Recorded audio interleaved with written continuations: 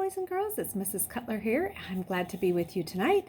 I had a super exciting day this morning. I got to be at school and hand out new learning packets and also hand out personal belongings from our classroom. So I got to see some of you and also ordered some new books for next year. So really excited about that. I got to go to the dentist today too, which was really exciting. Some of the things are starting to open up and it was great to be able to go have my teeth cleaned, and tomorrow I get my hair cut. I'm so excited. So tonight for Read Aloud, we're doing Among the Imposters and we're on chapter 30. It's getting super suspenseful and we only have a few chapters left in this book. So I'm going to go ahead and get started. Chapter 30. The landing was barely a 4x4 square, flat and empty, but Luke walked around it again and again as if he'd missed noticing the phone and it was right there in plain sight. It wasn't. Luke looked on each stair below and even the stairs above the landing as if the phone could fly. It took forever for his stubborn brain to accept the fact that the phone was missing. Then he sank down on one of the stair steps, puzzling out who might have taken it. Luke thought about all the hall monitors, all the boys who'd met in the woods. Now that Jason's true nature had been revealed, he couldn't be sure of anyone. Maybe they all worked for the population police, except for the 4 boys that Jason betrayed.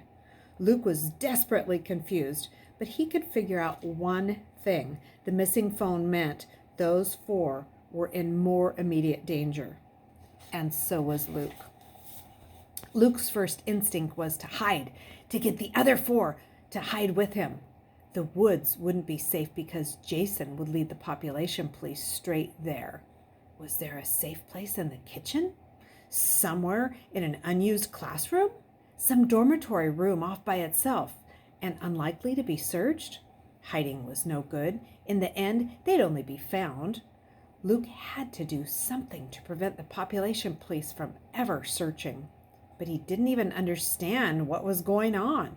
He had to find someone who knew more than Luke, who could lie better than Luke, who knew how to handle the population police. Jen's dad. But how was Luke supposed to reach him? Chapter 31. Oh my gosh, we have to go on. Let's see how long this chapter is. It's pretty short. Let's do it. Chapter 31. Luke crept back down to the first floor with only the vaguest plan in mind. He needed Mr. Talbot's phone number. He needed a phone. The school office should have both. The school office was locked. Luke stood before the ornate door for what felt like hours. The door had a glass panel at the top so he could see in easily. He could make out the shape of a phone on Miss Hawkins' desk. He could see old-fashioned file cabinets behind it. Surely there was a file in there with Luke's name on it. His fake name, anyway. Would Mr. Talbot's phone number be listed there? Because he was the one who'd brought Luke to the school? Luke thought so, but it did no good unless Luke could get into the files. And no matter how much he jiggled the doorknob to the office, the door held firm. Desperately, Luke kicked it, but the door was thick, solid maple wood. Nothing flimsy at Hendrix. Even the glass was probably glass. Luke couldn't believe how stupid he was being. He slammed the glass panel with his textbook.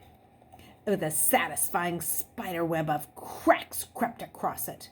He hit it again, a little lower, smashing a portion of the panel. And Jason thinks books are useless, Luke muttered to himself. Take that! Luke covered his hand with part of his pajama sleeve, and he pushed through the bottom of the glass. Only a few shards fell to the ground. The rest of the panel stayed in place. It was high-quality glass. Anything cheap would have shattered completely and fallen to the ground with an enormous clatter. Luke reached on through until he could touch the knob from the inside. He turned it slowly, until he heard the click that he'd been waiting for. He eased the door open and reached for the filing cabinet. With only the dim light from the hall, Luke couldn't read any of the labels on the files. He had to carry them out to the door to see whose they were. The first batch he pulled was Jeremy Andrews through Luther Benton. He replaced them and moved further back into the file. Tanner Fitzgerald through, yes, there it was, Lee Grant. Luke was surprised by the thickness of his file, considering how short a time he'd been at Hendrix. The first set of papers were school transcripts from other schools, evidently the ones the real Lee Grant had attended before he died and left his identity to Luke. There were pictures, too, 7 of them labeled kindergarten, grade 1, grade 2, and all the way up to grade 6. Strangely, the photos really did look like Luke. Same sandy hair, pale eyes, worried look. Luke blinked, thinking that he'd been fooled. But when he opened his eyes, the resemblance was still there. Then Luke remembered something that Jen had told him once when they were talking about photos on the computer and changing them. You can make people look younger, older, prettier, uglier, whatever you want. If I wanted to make my own fake ID, I probably could, she bragged. But Jen had wanted to come out of hiding with her identity intact. She hated the thought of fake IDs. Staring at the fake pictures, Luke could understand it. It was all too strange. He knew he should be reassured by how thoroughly his records had been doctored, but it frightened him instead. There was no sign of the real Luke Garner. Probably even his family would forget him eventually. Luke didn't have time for self-pity. He turned the page, hoping his admission papers would be next. They weren't. Instead, there was some sort of a daily log. Luke read it in fascination. April 28th, student withdrawn. During the entrance interview, refuses to look interviewer directly in the eye, refuses to answer questions. Sullen behavior. Hostility believed connected to dissociation with parents can assume high risk of repeated attempts of running away. Treatment to commence immediately. April 29th. Sullenness continues. Attempts at interaction rebuffed. Teachers reported disinterest, hostility. The log continued in that vein with an entry for every day Luke had been at Hendrix.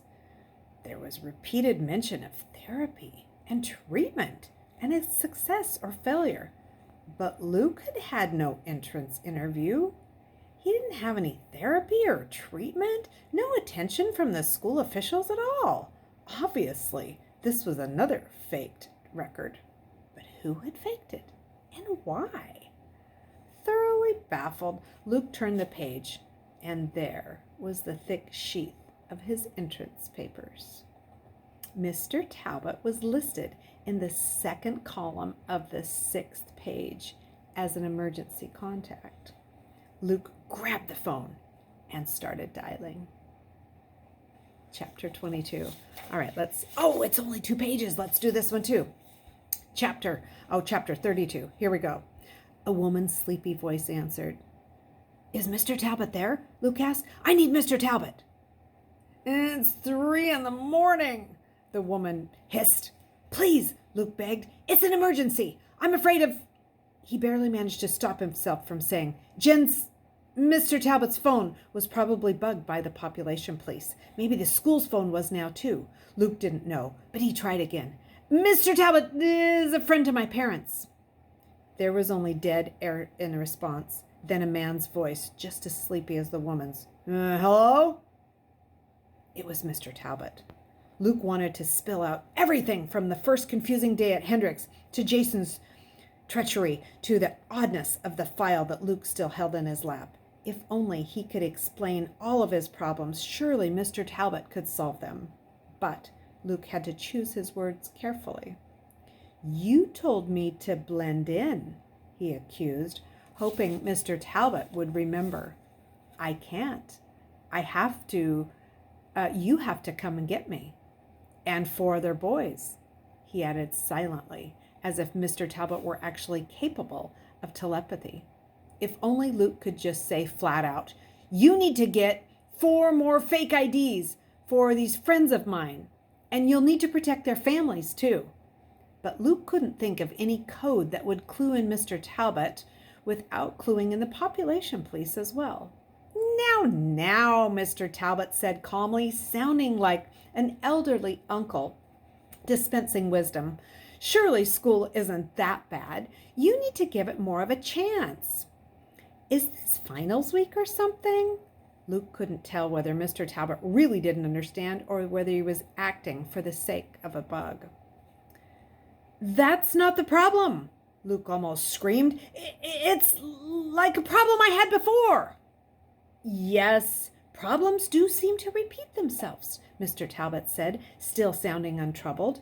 Usually there's some root cause. You need to attack that first. Was Mr. Talbot speaking in code? Luke hoped so. It's all very well to say that, Luke protested, but the problems are multiplying. There are 4 others now I have to think about, and they can't wait until the root cause is fixed. This is an emergency. You have to help. Luke was proud of himself. He couldn't be any clearer than that, not using a potentially bugged phone. Surely Mr. Talbot would understand. You children can be so melodramatic, Mr. Talbot said irritably. Now, he sounded like a man ripped from sleep at 3 a.m. for no good reason. I have every confidence that you can deal with your problems by yourself. Now, good night. Please, Luke pleaded. But Mr. Talbot hung up. Chapter 33. And we're going to stop there for another night. I hope you're enjoying this book as much as I am. Like I said, we're getting really pretty close to the end. We have maybe 6 chapters, but they all look fairly short. So I will see you again tomorrow night for some more Read Aloud Among the Imposters. Night, guys.